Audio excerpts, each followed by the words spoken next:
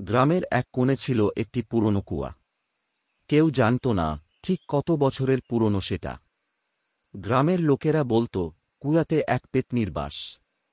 কেউ কখনো রাতে সেই কুয়ার কাছাকাছি যেত না।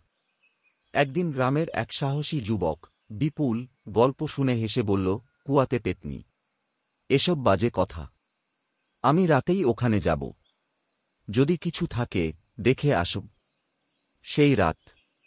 আকাশে মেঘের খেলা, জোছনা যেন ভয় পেয়ে লুকিয়ে আছে। বিপুল হাতে একটি লণ্ঠন নিয়ে একা একা কুয়ার দিকে রওনা দিল। চারপাশ নিঝুম।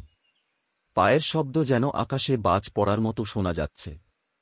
কুয়ার কাছে পৌঁছে সে দেখল জায়গাটা বেশ ভয়ঙ্কর। চারদিকে বড় বড় বটগাছের শেকড় কুয়ার গায়ে ঝুলে আছে। বাতাস থেমে গিয়েছে। মনে হচ্ছিল কিছু যেন তাকে দেখতে চাইছে। হঠাৎ কুয়ার ভেতর থেকে গলা ভেসে এলো, কেন এসেছ? বিপুল থমকে গেল।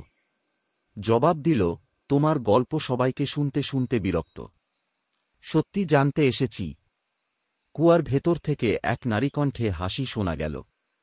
সঙ্গে সঙ্গে ঠান্ডা বাতাস বিপুলের গায়ে লাগল। আর তারপর কুয়া থেকে উঠে এল এক সাদা শাড়ি পরা মেয়ের অবয়ব। তার চুল যেন মাটি ছুঁড়ে যাচ্ছে, চোখে তীব্র জ্বলন্ত আলো। মেয়েটি বলল, তুমি আমার কুয়ায় এসেছ, এখন ফিরে যেতে চাও? বিপুল ভয় পেয়েও নিজেকে শক্ত রাখল। বলল, তুমি কে? এখানে কেন? মেয়েটি জানাল, বহু বছর আগে তাকে জ্যান্ত পুড়িয়ে এই কুয়ায় ফেলে দেওয়া হয়েছিল। তার আত্মা এখানেই বন্দী। যে এই কুয়ায় আসে তাকে সে মুক্তি দেয় না। বিপুল নিজেকে বাঁচানোর জন্য হাত জোট করে বলল, আমি তোমাকে সাহায্য করব। কিভাবে তোমার মুক্তি হবে, বলো। মেয়েটি বলল, কুয়ার পানি মন্ত্র পড়ে পবিত্র করো। তারপর আমার আত্মার জন্য একটি প্রদীপ জ্বালো। বিপুল ভয়ে বাড়ি ফিরে গেল। পরদিন গ্রামে সবাইকে ডেকে মন্ত্রপাঠ করে কুয়া পবিত্র করল। প্রদীপ জ্বালানো হল।